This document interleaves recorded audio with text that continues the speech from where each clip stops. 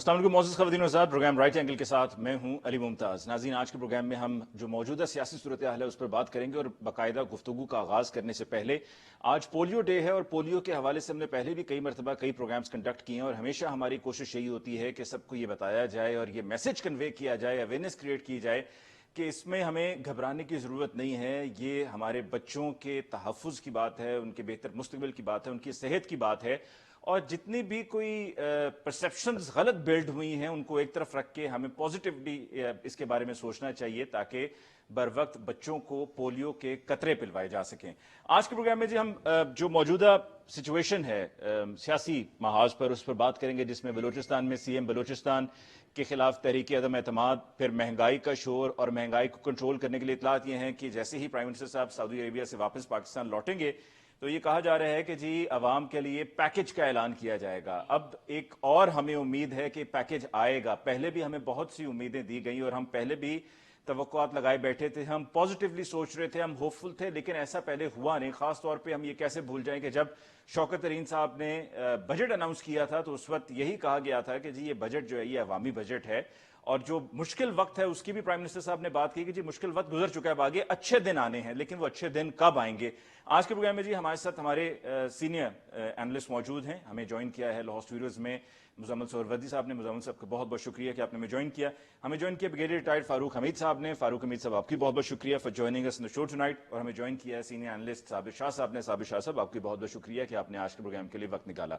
सबसे पहले मुजम्मल साहब आपसे गुफ्तगू का आगाज करते हैं। उम्मीद तो दिलाई गई है, कहा तो यही गया है कि आगे अवाम के लिए अवामी पैकेज आएगा और प्राइम मिनिस्टर साहब वो ऐलान करेंगे और मुख्तलिफ चीज़ों पर सोचा जा रहा है, सब्सिडी देने की बात हो रही है, लेकिन क्या ये वाकई अमलन होगा और हमें ये सब प्रैक्टिकली होता हुआ दिखाई देगा या एक और सियासी वादा है? नहीं, देखें, एक तो उन्होंने कहा कि हम मोटरसाइकिल वालों के लिए पेट्रोल सस्ता करेंगे, रिक्शे वालों के लिए। मैंने बहुत सोचा उसके ऊपर और ये प्रैक्टिकली पॉसिबल नहीं है कि आप एक पेट्रोल पंप वाले को कहें कि सेम पेट्रोल है सुपर, लेकिन जब गाड़ी वाला आए तो तुमने 140 रुपए देना है, लेकिन जब मोटरसाइकिल वाला आए तो 120 रुपए देना है। क्यों पेट्रोल पंप्स पे मोटरसाइकिल के नाम पे गाड़ियों में 120 में पेट्रोल नहीं डलेगा और पंप वाले जो हैं वो 5-10 रुपए नहीं कमाएंगे और गाड़ियों वाले क्यों नहीं लेने की कोशिश करेंगे?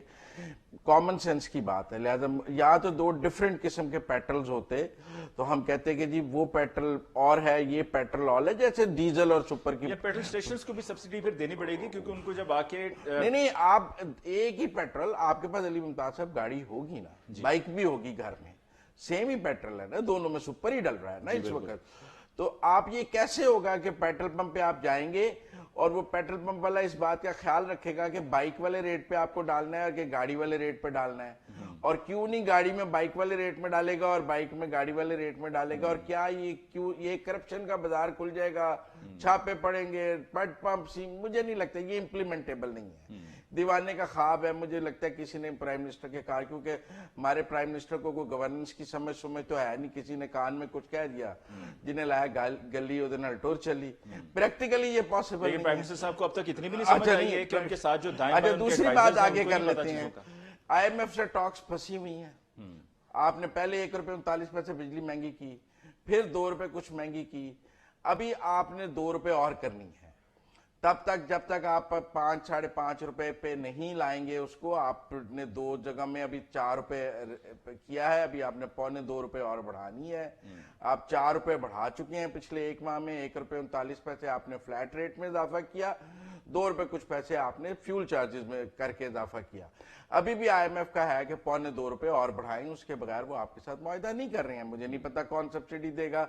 वो कह लेंगे 50 यूनिट वाले घर को दे देंगे। तो हमने माजी में देखा है ये सब फजूल है। जितनी सिविल अर्बनाइज हो गई है सोसाइटी, जिस तरह हमारा लिविंग स्टैंडर्ड, अब गरीब के घर में भी मोबाइल है, गरीब के घर में भी पखा लग गया है, मेरा मतलब, तो अब ये भी मुमकिन नहीं रहा। अब आप आ जाए आटे और चीनी पर, तो हम पिछले चीनी पर सब्सिडी तो पिछले को देखें ना जी, इस वक्त 90 रुपए में चीनी गवर्नमेंट बेच रही है, सब्सिडी करके 90 रुपए में बेच रही है और वो चीनी बहुत सब स्टैंडर्ड है। अब उसको 55 रुपए तो पिछली गवर्नमेंट में थी, 80 रुपए पे लाए। लिहाजा मुझे प्रैक्टिकली पॉसिबल नहीं लग रहा। ऑयल हम बाहर से लाती हैं, डॉलर रोज 1 रुपए बढ़ रहा है। जो इंपोर्टेड चीजें हैं उन्होंने रोज 1 रुपए महंगा होना है। दूध 40 रुपए महंगा हो गया है। تو مجھے نہیں لگتا اس گورنمنٹ کے پاس مہنگائی کو کنٹرول کرنے کا کوئی پلان ہے. ہاں عمران خان صاحب کو ایک کام بہت اچھا آتا ہے, وہ پاپولر بات بہت اچھی کرتی ہیں جس کے پیچھے عمل نہ ہو, لہذا وہ پاپولر بات پھر کر کے کہ میں آؤں گا تو ایکشن لوں گا, میں یوں پیکج دے دوں گا. پر ہم پچھلے 3 سال سے دیکھ رہے ہیں, اب ہمیں ایسی باتیں نہیں کرنی چاہیے, ہمیں سمجھ آ جانی چاہیے کہ پرائم منسٹر جو کہتے ہیں وہ کرنا ضروری نہیں ہے. ٹھیک, گفتگو جی آگے بڑھاتے ہوئے صابر شاہ صاحب, کیا آپ کو بھی لگتا ہے کہ مہنگائی کو کنٹرول کرنے کا حکومت کے پاس کوئی پلان نہیں ہے؟ اور ساتھ میں اس پہ بھی اپنی رائے دیجیے گا کہ آپ کو کیا لگتا ہے کہ ڈالر اور پیٹرول کی جو پرائسز ہیں یہ کیا آگے مزید انکریز کریں گے؟ کچھ اینالسٹ کا تو یہ کہنا ہے کہ جی یہ ڈالر بھی 200 تک جائے گا اور فیول بھی جو ہم ڈلواتے ہیں یہ بھی تقریباً 200 تک جائے گا. علی ممتاز صاحب, مہنگائی کنٹرول تو ہو سکتی, کم نہیں ہوتی. کیا آپ ڈالر کو 2-3 روپے ایک دم نیچے کر سکتے ہیں؟ آپ نہیں کر سکتے. کیا آپ بجلی کو 10% کم کر سکتے ہیں؟ آپ نہیں کر سکتے. کریں گے تو آئی ایم ایف آپ کو $1 بلین کی پہلی ٹرانش نہیں دے گا, جو ابھی بھی نہیں ملی. کیا آپ سردیاں آ گئی, آپ گیس کے ریٹ کو 10% کم کر سکتے ہیں؟ آپ نہیں کر سکتے ہیں. دوسری بات آپ نے پیٹرول پمپس کی, فرض کیجئے کوئی ایسا میکینزم بن جائے, فرض کیجئے 2% چانس موٹر سائیکل والے کو پیٹرول سستا مل جائے, گاڑی والے کو مہنگا ملے, تو وہ جو مہنگائی مارکیٹ میں ہو چکی ہے سبزی میں, اس کا کیا کریں گے؟ موٹر سائیکل والا وہاں کیا کرے گا؟ یہ تو بیچارہ 1 لیٹر پیٹرول میں سارا دن گزارا کرتا ہے, تو یہ 20 روپے یہاں سے بچائے گا تو ادھر دے دے گا مارکیٹ میں جا کے. سمجھ نہیں آتی یہ مشورے دینے والے کون ہیں, یہ درفنتریاں کون چھوڑتا ہے, یہ تماش بینی کون کرتا ہے. یہ اتنے نالائق اور بے حس لوگ ہیں جو پرائم منسٹر گرد گرد بیٹھتے ہیں. Prime minister is open to all these ideas. اچھا جی ایسے کر لیتے ہیں. یہ کچھ لیڈر ہوتے ہیں جو پاپولر جو ڈیزائرز ہوتی ہیں پبلک کی, ان کو ایکسپلائٹ کرتے ہیں. عمران خان انفارچونیٹلی مجھے اس روپ میں نظر آ رہے ہیں. آپ ایکسپلائٹ نہ کریں لوگوں کو, آپ کو پریکٹیکل کام کریں جو آپ کے بس میں نہیں ہے. دیکھیے فارم یعنی کھیت سے آڑتی کا مارجن کم کر سکتے ہیں آپ. آڑتی سے ریٹیل پہ جو سبزیوں کی دکانیں ہیں, میں تو پھلوں کی طرف جا ہی نہیں رہا, وہ تو لگژری ہو گئی ہیں. میں تو مٹن کی بات ہی نہیں کر رہا, غریب آدمی کھاتا ہی نہیں. اب تو بیف بھی نہیں کھا سکتا, اب تو پولٹری بھی نہیں کھا سکتا. میں تو صرف سبزیوں کی بات کر رہا ہوں. آلو, پیاز, لہسن اور مرچیں, بس. اور کسی سبزی کی بات نہیں میں کر رہا. وہ بیچارہ آلو ہی پکا کے کھاتا جائے یا بینگن کھاتا جائے. تو یہ جو ان کو روک لیں گے آپ. لاہور کے اندر 10 مارکیٹ سے 10 میں آلو کا ریٹ ڈفرینٹ ہے, بینگن کا ڈفرینٹ ہے. پوش علاقے میں اور ہے, غریب علاقے میں اور ہے. لاہور سے سیالکوٹ میں فرق ہے, سیالکوٹ سے پنڈی میں, پنڈی سے کراچی میں فرق. یار یہ کیا کس دنیا میں رہ رہے ہیں ہم؟ اے سی کیا کر رہا ہے, ڈی سی کیا کر رہا ہے, یہ کیا کر رہے ہیں, فوڈ ڈپارٹمنٹ کیا کر رہا ہے. سو یہ وہ بحث ہے جو آپ کرتے جائیں گے, آپ کتابیں لکھتے جائیں گے, you will not find a solution. The damage has been done. اب آپ مجھے کہیں گے جی آپ پیسمزم کی باتیں کر رہے ہیں. اچھا چلیے آپٹمزم میرے پاس نہیں ہے تو میں ریئلٹی کی بات کرتا ہوں. آپ مجھے ڈالر, گیس اور بجلی کا ٹیرف کم کر کے دکھا دیں اگر آپ کے بس میں آئے میں آپ کو پیسہ نہ دے تو آپ کی تنخواہیں نہیں یار نکلتی. یہاں بدقسمتی سے دشمن بھی اپنے پورے عروج پہ ہیں. سی پے کو روکا ہوا ہے. چائنا جو ہے اس نے انویسٹمنٹ میں ہاتھ کھینچ لیا ہے. اور یار لوگوں سے مانگنے کی بجائے چین کے پاس چلے جاؤ, اسے کہو ہمیں 15-20 ارب ڈالر دے دو, 6 مہینے 2 یا 3-4 سال ہم سے کوئی سود نہ لو. اس کو 6 سال کے لیے 5 سال کے لیے گرانٹ تصور کر لو. یہ بھی نہیں کر سکتے اور چائنا اتنا پیسہ کبھی بھی نہیں دے گا کیونکہ انفارچونیٹلی ہم کسی کے ساتھ سنسیئر بھی نہیں ہیں. یہاں جو پیسہ لگانے آتا ہے وہ بھی پھنس جاتا ہے علی ممتاز صاحب. بالکل اس کو بھی 50 آدمی پڑ جاتے ہیں, مجھے پیسے دو گے تو میں فائل کو آگے کروں گا. تو یہ ہاں پیسے لگانے والا پھنس جاتا ہے یہاں پہ. جوڈیشل سسٹم اتنا ویک ہے کہ جب تک جوڈیشل سسٹم ٹھیک نہیں ہوگا فورن ڈائریکٹ انویسٹمنٹ نہیں آئے گی. انڈی شنڈی کا کام جنہوں نے پیسہ بھیجنا وہ چل رہا ہے یار, پیسہ جا رہا ہے باہر. بالکل صحیح جی. فاروق امید صاحب آپ کی طرف آتے ہیں. ایشو تو ڈیفینیٹلی ہے آن گراؤنڈ, اور ریئلسٹکلی سپیکنگ اس کو اگر کوئی ڈینائی کر رہا ہے تو وہ یقیناً ایک ڈینائل موڈ میں ہے. وہ جب تک چاہیں وہ رہ سکتے ہیں. میں یہ نہیں کہوں گا کہ وہ جو لفظ خیر احمقوں کا استعمال ہونا چاہیے یہاں پر, لیکن کیا آپ کو لگتا ہے کہ کوئی سلوشن ہے, کوئی سلوشن اس میں سے کوئی there is a way out some way and there is light at the end of the tunnel? بسم اللہ الرحمن الرحیم. بہت شکریہ علی ممتاز بھائی. دیکھیں یہ ہے تو بڑی ڈیفیکلٹ سچویشن گورنمنٹ کے لیے. اتنا آسان نہیں ہوگا کہ قیمتوں کو کم کرنا. میں صابر شاہ صاحب سے ایگری کروں گا کہ قیمتیں کم نہیں ہو سکتی ہیں, مطلب جس طرح کنٹین کر سکتے ہیں ان کو मेंटेन कर सकते हैं, कंट्रोल कर सकते हैं, ये एफर्ट होना चाहिए। ये रोज ब रोज जो कीमतें हर किस्म की चीजों की बढ़ रही हैं, ये वाकई एक तशवीशनाक सिचुएशन, और लोग इस पे परेशान हैं, और वो परेशानी नजर भी आ रही है। आप मीडिया पे भी देख सकते हैं, लोग जो है अपना कितनी परेशानी का इजहार कर रहे हैं और मायूसी का इजहार कर रहे हैं। तो लेकिन इम्पोर्टेंट चीज ये है कि कुछ देखिए, एक मोटरसाइकिल वाले को आप अगर पेट्रोल सस्ता दे देंगे, वो मामला नहीं चल सकेगा। ये वही हिसाब है कि जनाब के अगर वैक्सीनेशन कार्ड नहीं है तो आपको पेट्रोल नहीं मिल सकता है। एक दिन काम किया, 2 दिन काम किया, वो चीज इम्प्लीमेंटेबल नहीं है। इम्प्लीमेंटेबल वो चीज है जो इंस्टीट्यूशनल तरीके से अगर आप लोगों को रिलीफ दें। मिसाल के तौर पे अभी मेरा ख्याल है 300 वोट अपना जो यूनिट्स बिजली कंज्यूम करते हैं, जो लोअर इनकम ग्रुप जिनको गवर्नमेंट कहती है, तो वो अगर 300 तक बढ़ा के 500 कर दें, ठीक है ना जी, और उनमें कोई चेंज ना आए और उनको रिलीफ मिला पॉजिटिव, बल्कि रेट उनके लिए कम हो जाए, वो मैं कहूँगा एक वाज़ेह रिलीफ है लोगों को। इसी तरह ये जो प्राइस कंट्रोल कमेटीज हैं, प्राइस कंट्रोल मैकेनिज्म जो प्रोविंशियल गवर्नमेंट का काम है, भाई केपी में और पंजाब में तो पीटीआई की अपनी गवर्नमेंट है, तो यहाँ पे हमने तक कभी प्रोविंशियल गवर्नमेंट का सुने नहीं कि चीफ मिनिस्टर जो हैं वो जनाब उन्होंने को हंगामी हालात डिक्लेयर कर दिए हैं कि प्राइस कंट्रोल के मामला उनको देखा जाए, वजीरों के बाहर निकले हुए हैं। चलें फारूक हमीद साहब, ये बता दें कि अगर जो मौजूदा हुकूमत है पाकिस्तान तहरीक इंसाफ की, इमरजेंसी जो है वो नजर नहीं आती है, वो प्रायोरिटी नजर नहीं आ रही है प्रोविंशियल गवर्नमेंट में। ठीक, बाकी सिंध को आप छोड़ दें, उनका तो अपना अलग निजाम है। तो ठीक है फारूक हमीद साहब, अगर पाकिस्तान तहरीक इंसाफ के पास इस मसले का हल नहीं है कि देखें, ये गवर्नमेंट कह रही थी कि अगर रोजमर्रा की अशिया की कीमतें आपने कम करनी है, सब्जी फ्रूट ये वो, तो वो कह रहे हैं कि हम मिडिल मैन को खत्म करेंगे। भाई मिडिल मैन को उन्होंने वादे कहा था आज से चंद महीने पहले, लेकिन कोई हमें एफर्ट जो है वो नजर नहीं आ रहे। शौकत तरीन साहब ने कहा था कि ये जनाब ये जो फ्रूट और सब्जी है जो पाकिस्तान से एक्सपोर्ट हो रहा है, बड़ी तादाद में जनाब अफगानिस्तान इधर उधर जा रहा है। ठीक, ब्रिगेडियर साहब शायद आप तक मेरी आवाज जरा कम जा रही है, मैं टीम से कहूंगा जरा आवाज थोड़ी सी प्लीज बढ़ा दें ताकि ब्रिगेडियर साहब तक मेरी आवाज पहुंच जाए। कीमतें कम हो, लेकिन वो ऐसा भी फैसला कोई चीज सामने नजर नहीं आ रही। तो प्राइम मिनिस्टर ऑफ पाकिस्तान को इकोनॉमिक टीम के साथ बैठना पड़ेगा, अपने इकोनॉमिक मैनेजर्स के साथ बैठना पड़ेगा कि जनाब where are they going wrong, कहाँ पे वो ऐसे कोई इस्लाहात कर सकते हैं। और वॉर फुटिंग के ऊपर मैं ये कहूंगा, ये नहीं कि आराम से धीरे धीरे चाल, नहीं, it should be done as a top priority, और ये फिर इसको इम्प्लीमेंट करें।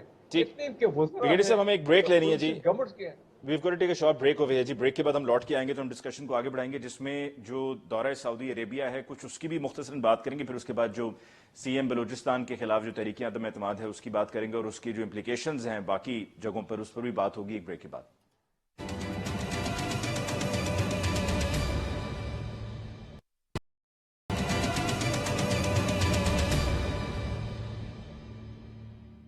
वेलकम बैक आफ्टर ब्रेक जी। मुजम्मिल साहब, दौरा सऊदी अरेबिया क्या हम एक्सपेक्ट करें? कुछ वहां से हमें इमदाद मिलेगी, कोई रियायत मिलेगी, कोई ब्रादर इस्लामी मुल्क होने का वहां से हमें कोई ऐसा सपोर्ट मिलेगी? कुछ नहीं मिलेगा या क्या मिलेगा?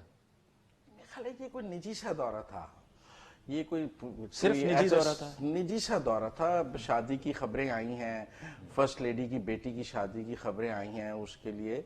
और बाकी जो एक क्लाइमेट चेंज की कॉन्फ्रेंस है, हम तो सब ये सोच के बैठे थे कि वहां गए हैं कुछ सस्ता तेल आएगा, कोई इमदाद आकर कुछ थोड़ा सा इकोनॉमी ऐसा कुछ नहीं है।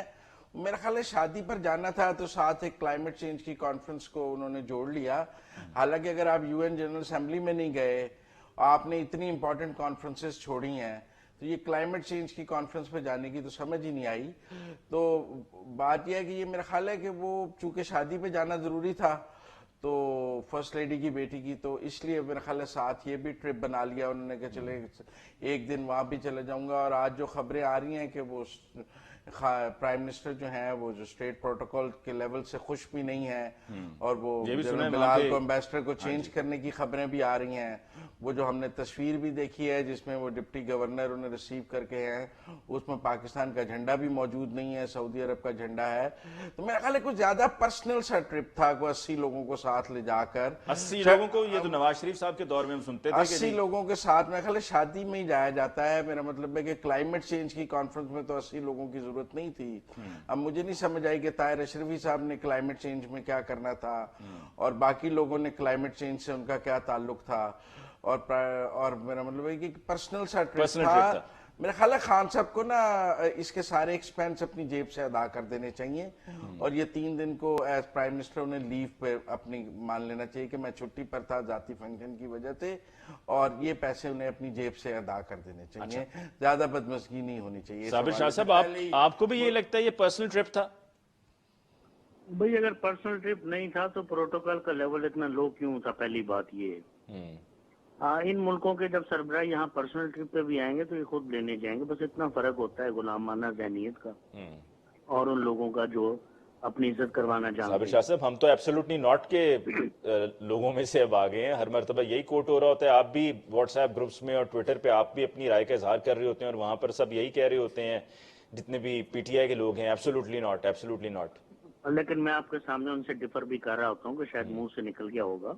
मुझसे डिफर कर नहीं, जो पीटीआई के लोग व्हाट्सएप ट्विटर अमेरिका को क्या वो एब्सोल्युटली नॉट कह सकते हैं। अब तो ये भी खबरें आई हैं कि वो बगैर इजाजत के आपकी फजाई स्पेस भी इस्तेमाल कर रहे हैं। उनकी मेहरबानी है जो वो इजाजत ले लेते हैं, ये मैं आपको बताऊं, वरना वो कह देते हैं हम आपको पत्थर के दौर में भेज देंगे। आप फिर 80,000 लोग मरवाते हैं और 150-200 अरब डॉलर का इकोनॉमी का नुकसान करते हैं। आपकी क्या हैसियत है यार, आप किसको कह सकते हैं एब्सोल्युटली नॉट? आप पे चाइना पूरा मेरे ख्याल से ट्रस्ट नहीं करता। सऊदी अरब यूएई की बात कर रहे हैं तो वो सेंसर कर देते हैं, आप पे पाबंदियां लगाते हैं। इन्हें बरादर इस्लामी मुल्क ही कहना है, वो बिल्कुल वो बात नहीं करनी कि उन्होंने 1 अरब डॉलर दिया था 2018-19 में और बाद में हमने चीन से लेके वापस किया था, याद है ना आपको? जी जी बिल्कुल, करंट अकाउंट डिफिसिट में आपने इनको हर कीमत पे हुबारा, बस्टर्ड और जो परिंदे हैं उनकी शिकार की इजाजत देनी है, बेशक सुप्रीम कोर्ट से लेके दें, और गोली मारे माहौलियात वगैरह को और सारी वाइल्ड लाइफ को। बेड़ा गर्क करें, हमारे शहजादे हैं, हमारे बरादर मुल्कों से आए हुए हैं, शिकार उनका शौक है, सड़कें बना देते हैं, जाती दफा छोटे मोटे स्कूलों को चंदे दे देते हैं। तो ये आपकी हैसियत है यार, आप क्या बातें करते हैं। ठीक, फारूक अमीद साहब, अभी गुफ्तगू के दौरान जो मुजम्मिल साहब ने भी उस खबर का हवाला दिया कि जिसमें ये सुनने में मिल रहा है कि जो हमारे एम्बेसडर हैं सऊदी अरेबिया में, lieutenant general retired Bilal Akbar साहब, उनको तब्दील किए जाने का इम्कान है, और जो अभी मुजम्मिल साहब बता रहे थे कि जी प्रोटोकॉल चूंकि उस तरीके से नहीं मिला है तो उस पर नाराजगी है, क्या इससे ताल्लुकात मजीद खराब होंगे या ये मामला और है, इसका वो दूसरे ताल्लुकात के साथ कोई ताल्लुक नहीं है? बात ये है कि ये इट इज मोर ऑफ मैं कहूँगा कि प्राइवेट भी है और साथ एक इंटरनेशनल कॉन्फ्रेंस भी है जो वो अटेंड कर रहे हैं। प्राइवेट इसलिए कि अब ये खबरें तो आ रही है बड़ा क्लियरली कि वहाँ पे एक उनकी फैमिली की मैरिज भी है, फर्स्ट लेडी के रिलेशंस वहाँ पे, तो जाहिर बात है वो लोग भी गए हुए वहाँ पे। प्रोटोकॉल वो state, it is not a state level visit, तो जाहिर बात है स्टेट लेवल का प्रोटोकॉल नहीं हो सकता। जो कि प्राइम मिनिस्टर का कोई आता है on official come private visit, तो उसमें वो मेरा ख्याल है वो तो उनको दिया गया है। अगर कहीं माइनर लैप्सेस हुए तो जाहिर बात है वो तो सऊदी अरेबियन गवर्नमेंट की जिम्मेदारी है, और यकीन हमारी जो एम्बेसी उनका भी एक रोल होता है कि प्राइम मिनिस्टर ऑफ पाकिस्तान आए तो ambassador has to be very active, the embassy has to be proactive, तमाम मामला को कोऑर्डिनेट करना। लेकिन मैं नहीं समझता हूँ कि कोई अगर कहीं पे कोई प्रोसीजर लैप्स हुआ या प्रोटोकॉल में कमी हुई है तो उससे एम्बेसडर जो अभी जनरल बिलाल अकबर अभी 5-6 महीने पहले गए, मेरा ख्याल है कि वो वापस बुला लिए जाएंगे। नहीं, आई डोंट थिंक सो इस तरह मामला। लेकिन अगर ये सच हुआ, अगर ये खबर सच हुई कि तब्दील किया जा रहा है, तो क्या इससे ताल्लुकात खराब होंगे, जिन ताल्लुकात की मैं आपसे बात कर रहा हूँ, जो जानना चाह रहा हूँ? बिल्कुल, मेरा ख्याल है उसका एक इफेक्ट, एक तो पहले अभी जो मौजूदा जो चंद हफ्ते से हम देख रहे हैं जो मामला चला है DGISI के अपॉइंटमेंट के ऊपर जो टेंशन क्रिएट हुए हैं, और अगर अभी एक रिटायर्ड 3 स्टार अगर वहाँ से उनको बुला लिया जाता है जो हमारे सफीर हैं सऊदी अरेबिया से, जो कि मैं फिर कहूँगा कि I don't think it is going to happen, और होना भी नहीं चाहिए। लेकिन वर्स्ट केस सिनेरियो अगर ऐसी जिस तरह आपने आप सवाल कर दिया तो यकीनन वो it won't go well military establishment obviously. लेकिन जो मैं एक बात करना चाह रहा हूँ, देखें बघेली साहब, मैं एक बात पूछना चाहता हूँ आपसे। हाँ पूछें। मतलब he is an ambassador now and civil job कर रहे हैं, उन्हें प्राइम मिनिस्टर रखें या ना रखें, इसका मिलिट्री एस्टैब्लिशमेंट से क्या ताल्लुक है? मतलब वो कोई अब सर्विंग तो नहीं है, میرا مطلب ہے میں آپ سے بات آپ یہاں پر سرونگ بریگیڈیئر کے طور پہ مجھ سے بات کر رہی ہیں یا ایک سول آدمی کے طور پہ مجھ سے بات کر رہے ہیں؟ مزمل صاحب کو بڑا میں یہ توقع کر رہا تھا کہ مزمل صاحب یہ بات ضرور کہیں گے، کیونکہ مزمل صاحب یہ سوال بڑا ان کا اچھا سوال ہے. میں آپ نے کہا نا ملٹری سے تعلقات خراب ہو جائیں گے. میں پوچھنا چاہا کہ میرا مطلب ملیہ لودھی کو جب ہٹایا تو ملٹری سے تعلقات نہیں خراب ہوئے، جنرل بلال کو ہٹایا تو ہو جائیں گے. عجیب منطق ہے، پرائم منسٹر کا پروگیٹو ہے. جی فاروق حمید صاحب. مزمل بھائی میری بات تو سن لیں. دیکھیں یہ آپ کو معلوم ہے کہ یہ جو ایمبیسیڈر لیول کی جو اپوائنٹمنٹس ہیں اس میں میں یہ نہیں کہوں گا کہ ملٹری اسٹیبلشمنٹ کا یہ ایک روایتی طور پہ ایک ٹریڈیشن رہی ہے کہ اس میں چند ریٹائرڈ خاص ممالک ہیں جہاں پہ آرم فورسز کے آفیسر جو وہ جاتے ہیں، چاہے وہ ایئر فورس کے ہوں، کبھی نیوی کے بھی ہو جاتے ہیں اور زیادہ تر آرمی کے ہوتے ہیں. یہ ایک رول آف بزنس آپ اس کو کہیں، ایک پریکٹس ہے جو چل رہی ہے. اور ظاہری بات ہے یہ لوگ جو جاتے ہیں ریٹائرڈ جنرل، ان کے نام جو ہیں یہ ہمیشہ جہاں تک میری نالج ہے وہ جی ایچ کیو سے پرپوز ہوتے ہیں. جی ایچ کیو نے اپنے ایک سلیکشن کرائٹیریا بنایا ہوا ہے کہ اچھا جی سعودی اگر عربیہ میں غلط سلیکشن ہو گئی ہے، پرفارمنس اچھی نہیں ہے تو ریپلیس ہو سکتا ہے. اس میں تعلقات خراب ہونے والی کیا بات ہے؟ نہیں. دیکھیے میری بات سنیں، غلط سلیکشن اس لیے نہیں ہو سکتی کہ یا تو وہاں پہ ہمارے ایمبیسڈر نے کوئی غلط کام کیا ہو یا سعودی نے پروٹیسٹ کیا ہو کہ جناب یہ آپ کے سفیر جو ہے یہ پاک سعودی تعلقات میں جو ہے لیکن ٹھیک ہے فاروق حمید صاحب، مزمل صاحب، جیسا کہ آپ سب نے یہ کہا کہ ایک پرسنل وزٹ تھا، تو پرسنل وزٹ پہ اگر توقعات کوئی لگائے اور پھر وہ توقعات پوری نہ اتریں تو پھر ناراضگی کی تو کوئی جو پرسنل ہو جائے تو پھر تو تعلقات خراب ہی کرے گا. بات یہ ہے کہ جب وہ آئیں تو ہم ڈرائیور بن جائیں، شوفر ڈپلومیسی شروع کر دیں، اور ہم جائیں تو ڈپٹی گورنر ہو. میرا مطلب ہے یہ ایک شوفر ڈپلومیسی ہے اور ایک ڈپٹی گورنر ہے. سمجھ ہی نہیں آئی.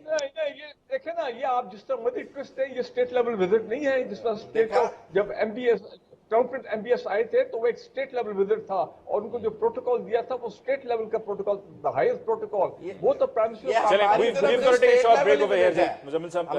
آفیشلی ہے. ہمیں ایک بریک لینی ہے جی. We've got to take a short break. جی بریک کے بعد واپس لوٹ کے آئیں گے تو پھر جو پروگرام کے آغاز میں نے کہا تھا کہ ہم سی ایم بلوچستان کی جو سچویشن ہے، ان کی تحریک عدم اعتماد ہے، ووٹ آف نو کانفیڈنس، اس پہ بات کریں گے ایک بریک کے بعد.